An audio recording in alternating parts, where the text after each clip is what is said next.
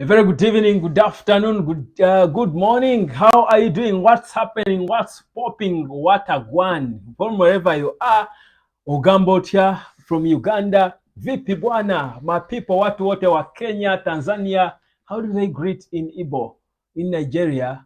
How you be? How you be? How you na be, my brother? Welcome to the United Hotspot. My name is Webb. We are back live today talking Manchester United in the aftermath of that very beautiful, sweet victory over Wigan. We are back here to look at this club as we look ahead to what's coming. We do have some injury news to talk about, including that man, that is Luke Shaw, and whether or not he will be available on our left back. Remember, we were promised that on the 14th of January it will be a full squad, but it seems there is a little twist to that. We'll talk about what exactly Erik ten Hag spoke about in his injury update, but also talk about a bit of the transfer talk. It's been a bit silent. Of course, when there is a big game, it's always going to be silent. We'll talk about exactly what is going on behind the scenes when it comes to transfers at Manchester United. Talk about Andre Onana, who apparently, according to a credible source, a credible journalist, has informed Cameroon that his priority now is Manchester United. I told you here before that I wouldn't be shocked if, by the way, at the 11th hour, Andre Onana says, you know what, Cameroon, I'm not coming. We'll talk about that. And of course, go back and talk about certain performances of our players in that FA Cup game that led us to the fourth round of this prestigious competition. What exactly did we learn from that game? We'll talk about it at length. Should we now be demanding for goals from Rasmus Højlund? Because a guy should have been on a hat trick in that game. What exactly is going on? We'll talk about that in a bit. And also, I'll give you a bit of an update on what's going on with Sir Jim and Co. and whatever plans they're having right now, because they are working. There is nothing like silence when it comes to United now. It's time to work. Welcome to the United Hotspot. My name is Webb, and glad you're here with me. Glad you're joining in, tuning in. I do hope you keep coming, because there is a lot of talk about Manchester United today. Now, I'll start it off with the injury update. And the latest is that Luke Shaw is among those expected to be available for the weekend game against Tottenham Hotspur. Remember, Spurs beat us in the reverse fixture. We do not want to be beaten again by Spurs. So this is an important game where we need most of our players. Not so many people were impressed by our performance largely against Wigan. Whereas we won, I think we could have beaten them worse. I think we are supposed to beat them worse than that if we are going to indeed be the competitive United we are hoping we should be. So we'll talk about that as well. Of course, also, the player ratings are important as we do reflect on that game and build on to the coming game, the more important Premier League game against Spurs. We'll rate the players and how they did perform. Of course, the masterclass from Kobe Maino still continuing to trend on all social media platforms. And this boy, people are abusing me here for comparing him with Jude Bellingham and the best in the world. But right now they are seeing it. Right now, I told you, if you've played football, if you've loved and followed the game, you don't need so many games to tell a world-class footballer. But this boy Kobe is continuing day in and day out to prove it. World-class players are judged by their consistency, but also their quality, how they lift a team. We'll talk about it in a bit. Well, let me know where you are tuned in from. If you do want to call in, let me put for you the number to call. I know some of you might want to call. I know a few of you are afraid of calling. You just want to keep it WhatsApp, but it's okay. I'll just keep it there for you. I'm ready for any call when it comes. I need to talk to someone. I hope today I get to listen to someone's voice calling me. We've got lots of people who tune in from Nigeria. I think the biggest number of people who tune into the United Hotspot are in Nigeria. You love to see it, guys. Our Nigerian guys, thank you so much for loving Manchester United. Now, let's get proper into this real talk now, talking Man United. So, here's the news. I'll start it off with the news that's happening. So, Luke Shaw expected back. Harry Maguire, the only change, Casemiro and Lisandro Martinez as well are expected back. Tyrell Malacia could be back as well. The only change or delay by a few days is Mason Mount. According to the manager Erik ten Hag, Mason Mount might delay a bit. His return might be a little delayed. I'm not sure. So many people are so eager to see the return of Mason Mount. To be honest, I think Mount has not really won over a lot of hearts at Manchester United. He was never a popular signing at Manchester United by Erik ten Hag. So obviously, he's not one of those people who shall feel so sad about that he's not returning. Of course, don't get me twisted. Don't get it twisted. But in terms of impact and what it does on the pitch, not so many people will sit back and look at it. And if you think about it, even if you were fit really, where exactly, and I keep telling people, Mason Mount is a good player, but not in the setting of Manchester United. Whatever plans Erik ten Hag had for him, perhaps maybe the next manager who could come after Ten Hag, because already now, I don't know, the agenda of Erik ten Hag being sacked is being pushed a lot. The latest coming from Roy Keane, who was saying that there is no project that Erik ten Hag is building. There is nothing progressive. So definitely the sack shouldn't be the most far-fetched thing to think about right now. So the reality is Erik ten Hag doesn't have a lot of fans around, because the reality is from the last season, from the start of the season, forget his first season. From the start of this season, there has not been any progress in anything. We've come and had good games that were exciting, games that made us look like Manchester United, but the reality is there is not so much exciting things that we can reflect on in this season with Erik ten Hag. So that's where the challenge is for many people. People are saying that, what exactly is this guy thinking when he's talking about a project in his press conferences? What exactly is he talking about? So the reality is Mason Mount could be an important player for whichever manager comes after him, because I'm one of those, by the way, who low-key think that Erik ten Hag's days might be numbered. He will finish the season, but stay so long from that unless he turns things around. Now, the opportunity he has now is that most of his players will be available for the remaining part of the season. At least if all other factors are constant, we may not expect so many of the players who just returned then to go back on injury. I don't think that is going to happen. But what exactly is he going to do? So that's a bit of the news in terms of the injuries. So there is nothing much has changed. But let's go back proper. Talk about our players. The situation now United is in is we should be looking at which players to sell. And I dropped a video earlier on a few days ago talking about which players apparently, according to reports coming in from United, which players Ineos is looking to let go of. And people are saying it's fake news and all. Guys, listen. And obviously, and if you use your head, you would know that if a new guy comes in charge of football, he has got to change things. The job of Sir Jim Ratcliffe and Ineos right now is to change things at Manchester United. Changing things, he's to change football things at Manchester United. The football is played by players, so obviously he cannot keep the same squad. That's an obvious. It's a no-brainer. You don't have to be an analyst. You don't have to be a former football. You're a former manager. That when someone pays 1.3 billion pounds to take 25% shares of a club and is given the rights over football matters at the club that has been struggling for over a decade, the first thing they have got to do is to get their own squad, bring in their own squad and have an identity and let the squad look like them. This is not a Sir Jim squad. It is not. So it is obvious that he will sell players. So the people who say, that's fake news, or where you're here giving us fake news, I think you are the fake ones. I think you need to check your heads. I mean, you don't know football, because if you know football, you know that a new guy in charge of football is always going to do things their way, and that is going to affect certain players. Players will move. Two, if you do follow football and you know United, you know that Manchester United has no money to spend. If we are going to spend money, we've got to sell players. So me coming here and talking about which players are being said to be on the list, and these are players, by the way, that even you can craft. You can craft at least. It's not difficult. It's not so complicated to know that Scott McTominay has got to go, for example. It's not so complicated to know that Rafael Varane is surplus requirements at the end of the season. He will be, because the guy is injury prone and he's aging.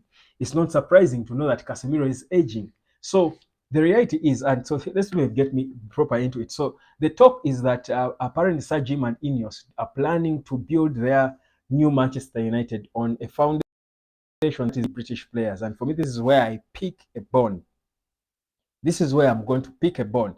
British players, it's not about where a good player is. It's not about Kobe Mainoo, the best midfielder in the world right now. I mean, him and Jude Bellingham are up there. They're the two best midfielders. Of course, Bellingham is more proven, but there are two up there. The two best midfielders in the world right now are British. That's without a doubt.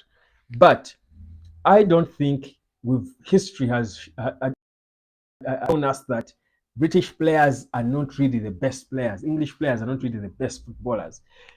I think history has really shown us that. And they have good players, But I mean, even if you go to the history of football, the best footballers have not come from England. If you think about the Ballon d'Or, who was the last English player to win the Ballon d'Or? Wasn't it?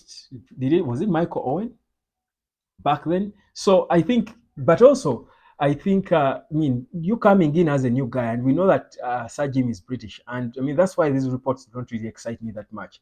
You don't state it that you're going to build the foundation on British players. Of course, homegrown players and all, but I mean, even Garnacho can be considered a homegrown player because he's from the academy, but he's not British. I think it's about talent. Whereas, yes, according to the rules, you're supposed to have a certain number of English players. I don't think you can come in as the man who is going to change football and you think you're going to win over the hearts of a huge community of over 600 million fans of United outside England by telling them your strategy is to build the team on a foundation of English players. I don't think that will augur so well with a lot of English fans. I honestly don't. So I don't want to dig and dwell so much on that news. But the reality is our best player is British. That's the reality. But let's go proper into now the talk of the players we need to sell. There have been talks of Casemiro, there have been talks of Varane, there have been talks of Christian Eriksen, who by the way could also return. He was injured a bit. I think he got a small setback that's why he was not in the squad for the last game against Wigan. Erik ten Hag spoke about him. We are talking of all these players, mostly the players, Harry Maguire, most of the players that are being rumored to be headed out of the club are players who are aging, mostly tending towards 30. But for me, yes, whereas we need to sell those players, those are not the players who are going to give us the money to finance the plan of 20 to 26 years, the plan of buying younger players to come and play for United. I don't think those are the players that we should be thinking about. I don't think that at all. So I personally think we should think about selling players who can give us reasonable money, players who are hot, players who are good, players who can attract money, reasonable money. And I'm talking about players like Marcus Rashford, for example. I think if we are to go on the market and sell players right now, the one player who would give us a lot of money is Marcus Rashford. But why do I say Rashford? Our best player from last season is a player it would make sense to sell him now. The reality is Marcus Rashford's career is a bit like Erik ten Hag. The situation Rashford is in now at United is a bit like Erik ten Hag. I think they are both. That's why Erik ten Hag would, kept insisting on playing him, because he made him look so good last season. Because we didn't have a striker, and give it to him. He made United look good, Rashford, with his 30 goals last season, and he made Erik ten Hag look good in the first season. But the reality there is they have fallen together, and usually, yes, a player can revive their season and all, and their career, and but you look at Rashford and critically analyze his game, and you feel like Marcus Rashford is not really a proper world class footballer, and world class footballers are told on certain small details that I feel Marcus Rashford lacks. That is, for me, decision making. Most importantly, he will beat off his men but make a wrong final decision. Now, if we have a new guy coming in Sir Jim, these are some of the players you would want to let go of and bring in players who have got world class elements. If Marcus Rashford was ever going to prove us to be world class, I think he would be an improvement on what he was last season. But this Rashford was first of all figured out by Premier League clubs. That is one. But two, he has dropped in his confidence. Three, he has not improved at all in terms of his decision making. In fact, if anything, he's worse than what he was. You don't beat off men and just hit balls anyhow. What's the word? Haphazardly, I think that's the word. You don't just hit balls haphazardly like that. You beat off your men and you're just running into traffic like you don't see it. You hit the ball just like that. I think Rashford has reached a stale point. I think he has not even stagnating. If he has stagnated, he has stagnated on the low, not because it wouldn't be okay if he had stagnated on the levels he was on. He's way below his levels from last season, and even him, he sees it. He's playing more in his head now. He's where Anthony Dos Santos was at some point, even now probably. He has been since he joined United. He's playing football more in his head. Now, if you're playing in your head, you can't execute. That's Rashford. Well, that's why he gets the ball and he's so desperate to shoot at goal, and he ends up looking very unprofessional. He looks like he's not a Manchester United player who was at some point the poster boy of the club and English football, a guy who was given an MBE. So for me, Rashford is one of the first key players we should be looking at signing, because we can get more money from Rashford than we can ever get from the sale of Casemiro. And all this I'm saying is in the summer, at the end of the season. I'm not talking about January now. I think at the end of the season. These are some of the key things that Sir Jim has got to do, because some of these players are not good enough. Rashford was given a new contract, increased wages. He has failed to justify them. I think it became the wages got to his head. So you think about it and you're thinking, shouldn't he be if it were Sir Alex Ferguson here, wouldn't he be selling Marcus Rashford now? I would talk about Bruno as well. But of course, Bruno is a good player who would perhaps start in any team in the world. He's the captain, and of course, talking about him would not get me a lot of fans right now. I think I would have people attacking me now. But you see, the post-mortem that Ralf Rangnick spoke about when he was in charge is what Ineos is supposed to be doing now. And the post-mortem should not leave anyone if they are not good enough, whether you're the captain.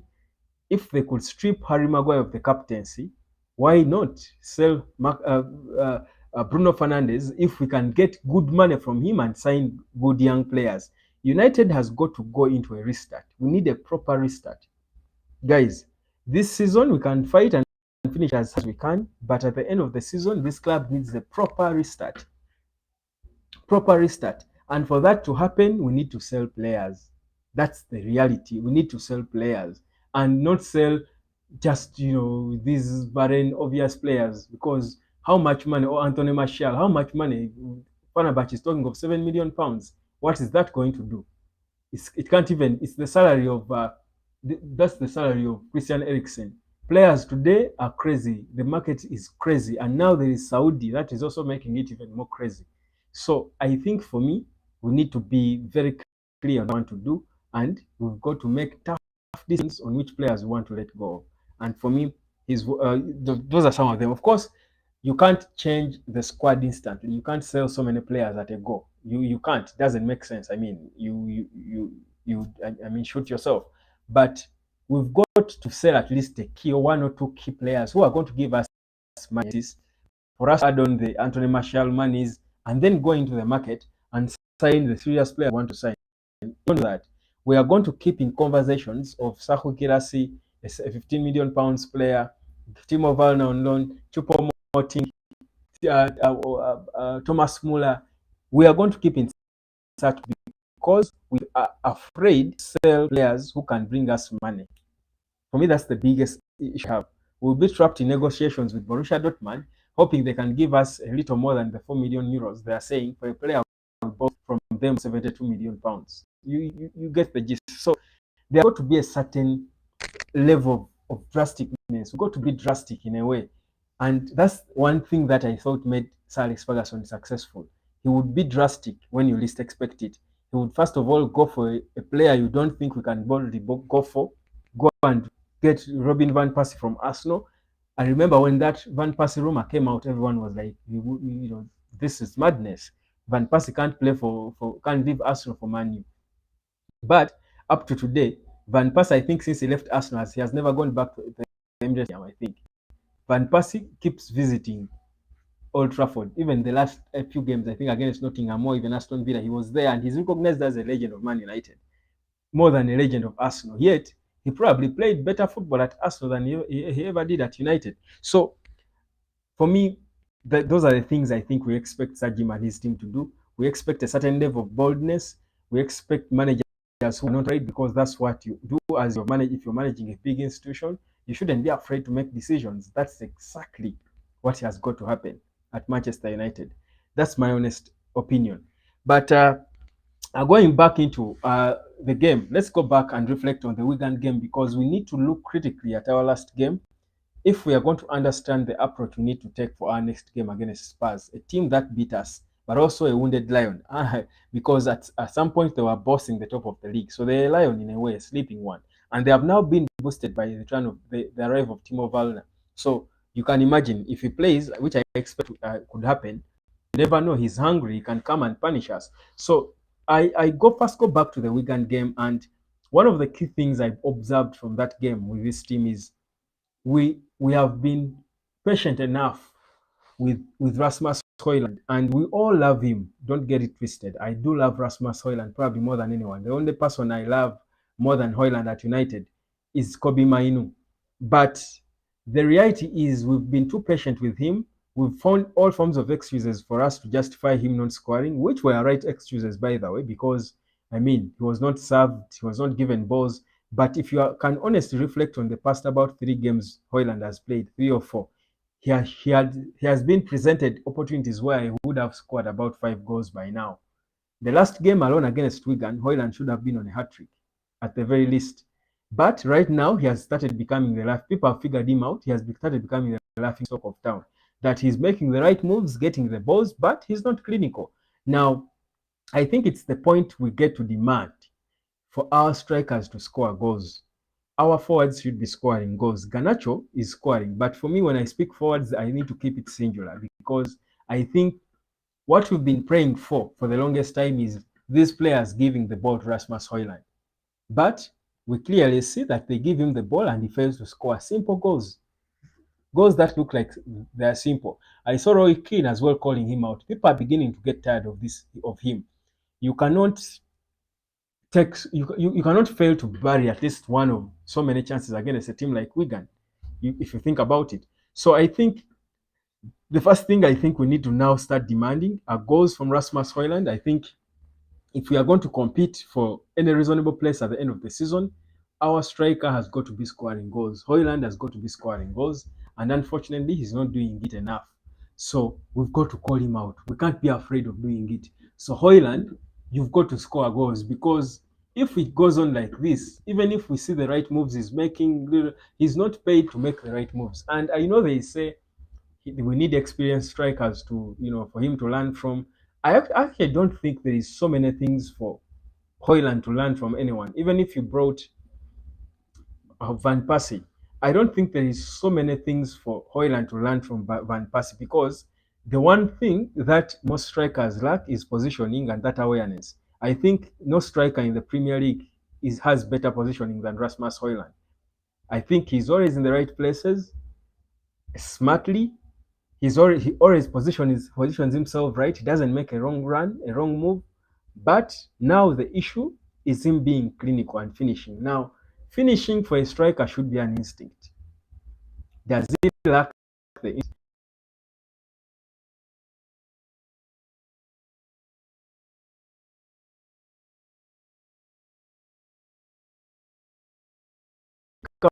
To score? That goal needed you to be, to position yourself so well and have the right instinct because the adrenaline rush at the time was different. The ball was a bit unexpected because it was deflected off someone. So you had to have a certain level of awareness to compose yourself and put that ball in the on the far post the way he did. So you can't take it away from him that that was a good call. But you cannot be getting so many chances like he did against Wigan and you're failing to bury them. And we won't come here and talk about you, not here on the United Hotspot. So Højlund has got to wake up. I think we need to start demanding for goals from him because at least now there is no excuse. Now, going back again, I told you in my intro of this whole situation with Andre Onana and what he said. According to the reports we are getting, and of course Eric Ten Hag has consistently been talking about how they have been in talks with the Cameroonian Federation, trying to get to the bottom of whatever is going on and trying to keep Andre Onana. And they indeed kept him, and indeed he has been able to keep buying the bench in the Carabao Cup, the FA Cup, the Premier League. I think if they have any village games, he will still be in goal ahead of Bahinde. But Onana, by the way, improved and looked good in the game against Wigan. I thought he had a crucial save. I thought if I were to rate him out of 10, give him about a 7 or 6.5 or thereabout. So he was good and improved. But I think the situation with Onana as we go into this part with the Africa Cup of Nations going on and everything that has surrounded him and his stay, I think for me looks a bit bad and ugly. And we heard today that he said now he's prioritizing Manu over Cameroon. I low-key think actually that we could.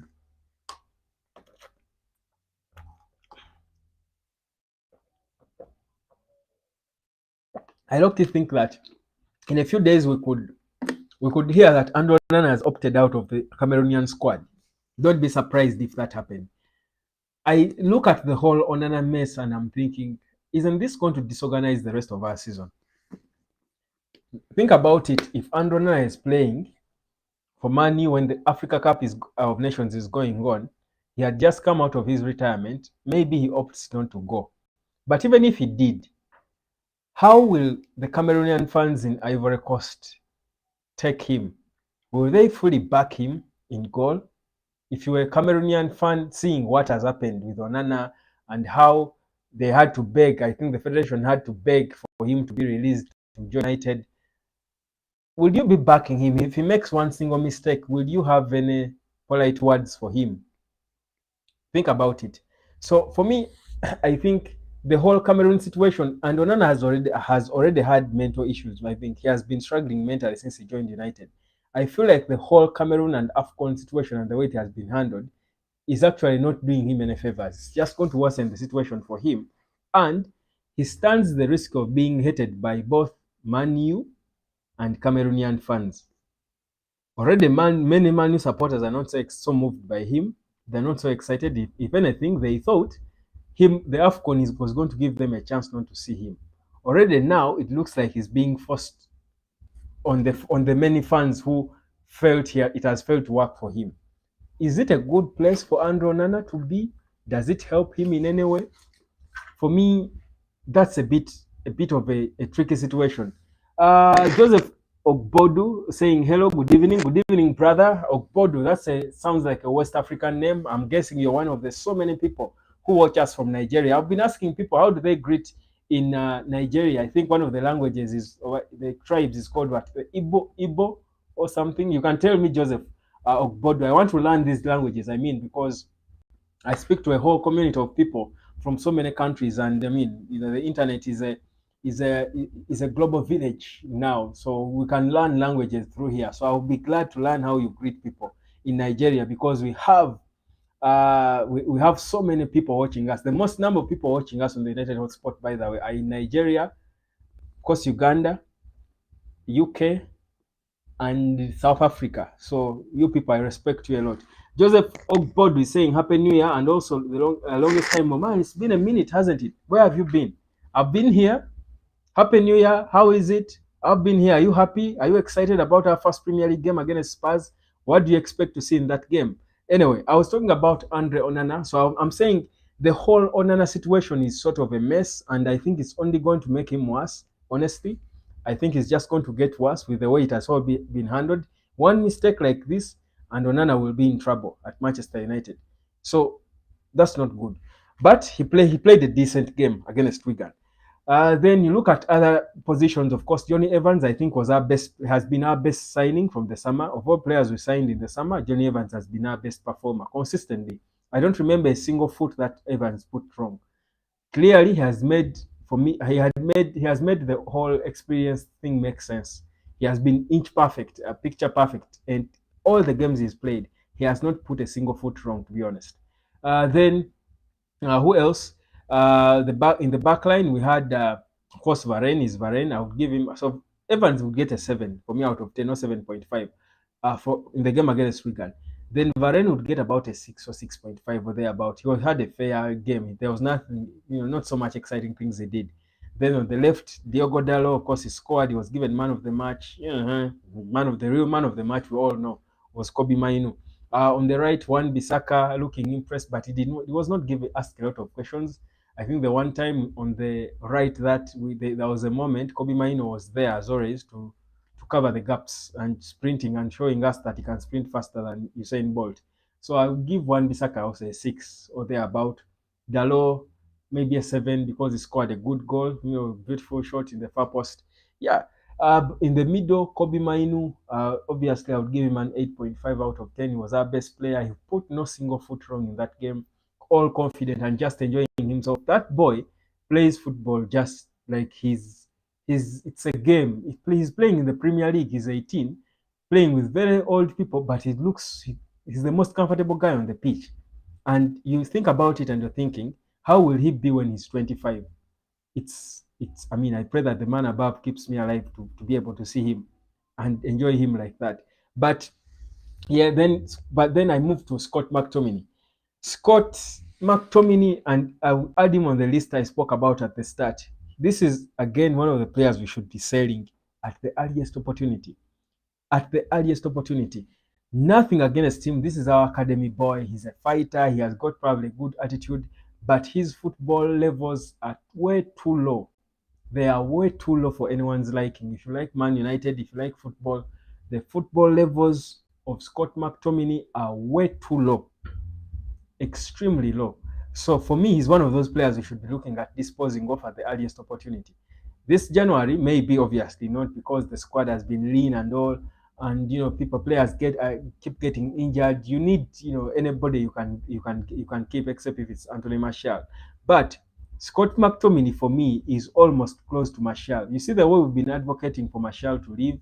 I think people have been advocating for Martial to leave more because he's a striker and he's been struggling to even score goals. And strikers are easy to judge because they are judged with goals, the goals they have scored. But the thing with Scott McTominay is he's a smart guy. He knows how to hide. He can hide, in the midfield and turn up with a funny shot at goal, and he scores and celebrates like he scored the World Cup winning goal that won Argentina the World Cup title. But strikers are always too exposed. But regardless how much he attracts, Scott McTominay should go because he's not good enough to be a Man United player. I'm also starting in the middle or playing in the middle, where when you have players like Casemiro and Mainu, he's not at their levels in any way.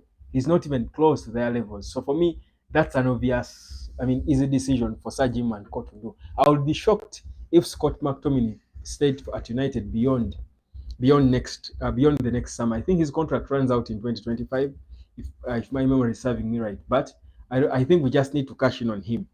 Then you look at Garnacho. He's, I think, becoming the most exciting thing since Cristiano Ronaldo when it comes to the wings at Man United. He's looking so exciting. Put him on the right or on the left, and he'll be too exciting. He has made the right wing too exciting. His decision making is good. He's doing the things that Marcus Rashford fails to do. Yet you expect him to be learning from Rashford.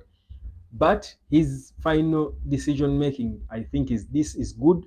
That's why he's able to score a couple of goals, shoot balls, and hit the crossbar. So I think for Garnacho is one of our. If it hadn't been for Kobe Maino, who is extremely outstanding and has had a huge club-changing impact since he arrived, I think Garnacho would be our best player, to be honest. So I will not talk much about him. Marcus Rashford, I started with him. I'm thinking Marcus Rashford is one of the first players we should sell. And I hate that people keep relying on the last season. You see, if you're judging United based on the last season and how we performed, then you cannot be saying we sack Eric Ten Hag. I think you should be saying we give him a lifetime contract, because his first season for United was impeccable. I don't think any manager in the history of United has had a good first season like Eric Ten Hag did. I don't think any manager has had such a season. So if you're going to judge players based on how they performed last season, then you cannot be talking about Marcus Rashford. You cannot be talking about any player. I think you would have more hope in Anthony. But the reality is you judge players by their last performances, at least the last couple of games. That's why I am here talking about Rasmus Højlund. I'm saying, whereas he scored his first goal against Aston Villa, got sick against Nottingham, he cannot we cannot be dwelling on that. He should be he scored 5 goals in the Champions League. We should be judging him based on how he looks. And how he looked against Wigan in the last game was blunt. He was not clinical. That's a big issue. So that's very important. Bruno works hard, has his moments, confusing to say the least. His numbers make him look better than he actually does.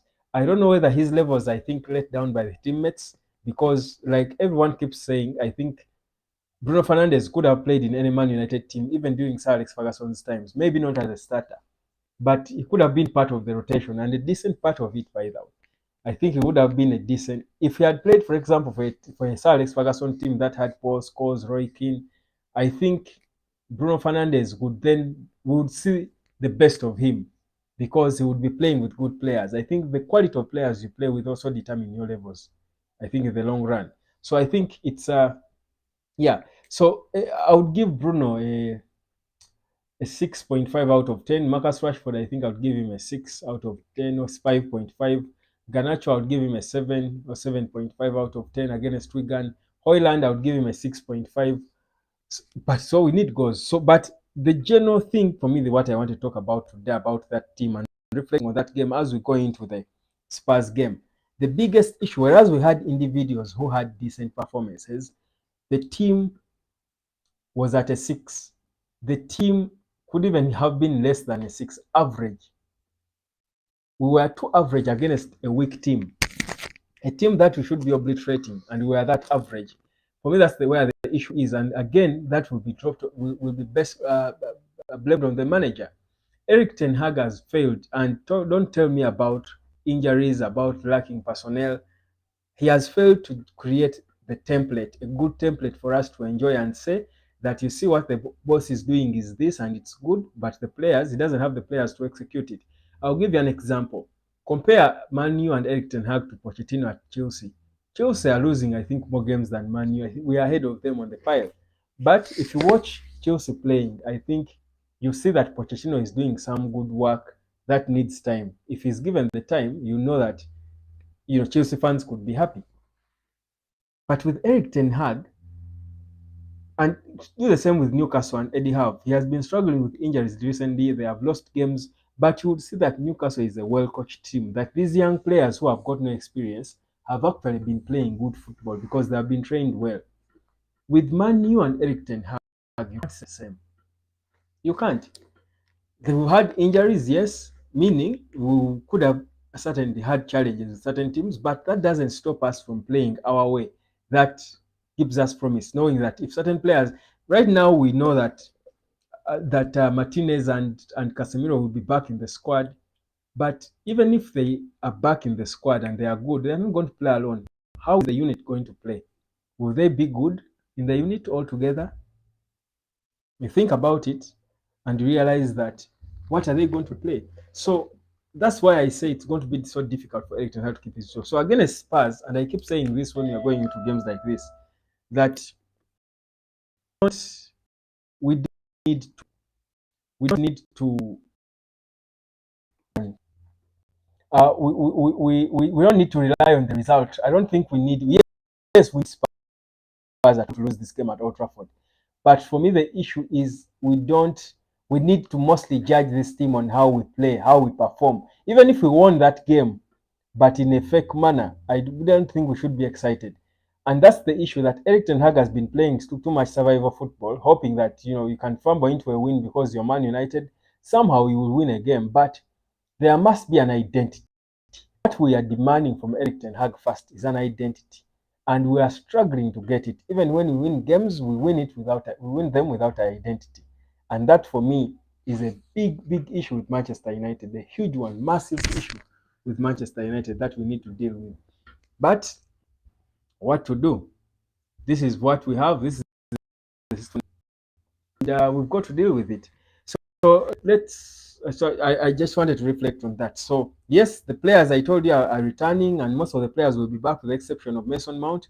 But back, and what will they play? Already now, people are talking about sacking Eric Ten Hag. This talk is becoming increasingly big. The legends are beginning to push the agenda. Roy Keane is calling for his head. Obviously, I don't think Sir Jim will make his decisions based on what Roy Keane or any pundit said. But I mean, they don't make it any easy for Eric Ten Hag either, when these legends are every day going to come out in the media and pushing this agenda of him out. But does it make it difficult for them to do it? No, because we don't see what he's doing. You ask yourself, you watch United play and you're thinking, but there's a certain form of disorganization in the team that only this young 18-year-old boy is trying to correct. So that whole mess, I think, takes a lot away from Manchester United. So yeah, pretty much I think I've touched most things I wanted to touch on. Now let's talk about the transfers, because we are in January and the wheel is on, and of course at a time like this you expect Man United to be busy. Now, the same players we've been silent about are the same players we've been linked with. What we know now is that probably talks and negotiations are going on. Erik ten Hag seemed to suggest in his last interview that there is a chance they can get player loan, and indeed they will probably. Can we point to who? We may not exactly be sure which individuals, but the reality is it is Ten Hag will go for a, a striker, a backup for Rasmus Højlund, or maybe even the starter, because Højlund has not really cemented his position as a starting number 9. He's struggling to establish himself in that role. So, yeah, the January window could have something, could yield something for United. I think we can get a striker who I am for Sahu Girassi. I still think get him. I still think the chance is there. I still think Manu is looking for funds to do that. I still think Manu is trying to see if they can get any money for Anthony Martial or any other player, and then we go for Sahu Girassi. What that would then to us is I think another competitive edge, that anonymity effect as well. Strikers, teams will come to play against us not knowing what to expect. If we have Sahu Girassi on the pitch, and you know how much a striker makes teams respect you. If you've got Rasmus Højlund, the hot striker, or rather, up, you are going to respect Manchester City, regardless how good or how good on form you are. So that's that's pretty much like it. I think for this January, not so much expectations. For Mason Greenwood and his return, I will still have to wait until the end of the season, at least according to what we hear from Ineos, which is okay for me. At least if there is some feedback on Højlund and what could happen, I think it is rather on Mason Greenwood and what could happen with him. I think I would take it. So yeah, that's where we are as Manchester United. I think I've summed up for you the most part of the day. I don't know whether I've left out anything. I will just keep you here because you guys are working. They are working days. I think most of the things we set out to talk about, I think we are done. Injury update, and talking about the exception of Mason Greenwood, of Mason Mount, who would stay a little longer. Most of the other players will be back on the 14th. I thought we need to improve as a unit. Individuals play well at United, but the block struggles. That is on the manager, Erik ten Hag. We look like a poor coach team. I hope Amad Diallo gets to future against the Spurs. I hope Diallo gets to feature. It will be important. We missed him. We were hoping to see him against Wigan. He was one of the players we were hoping would start. Unfortunately, we didn't get to see him. Maybe he got a minor setback, or Erik ten Hag was keeping him for the big one against Spurs. And if that was the case, then I think that would be good for us. So, yeah, that's pretty much like it already. I'm going to leave it at this, let you go rest. I think I also need to rest a bit myself. But yeah, that's United for you today. There is, let me just peruse through my sources one more time to see if there is any new comment that has just come in so that I give it to you now. But otherwise, but for me, those United situation. My honest 2 cents about the whole United situation now. If you've joined late, you can play the video back and get to hear most of the things. I think I touched nearly everything there is to touch about Manchester United. So that's it. Yeah, thank you. My name is Webb. Timo Werner is already at Spurs. He has joined, so he could be available on the 14th. That's a good warning.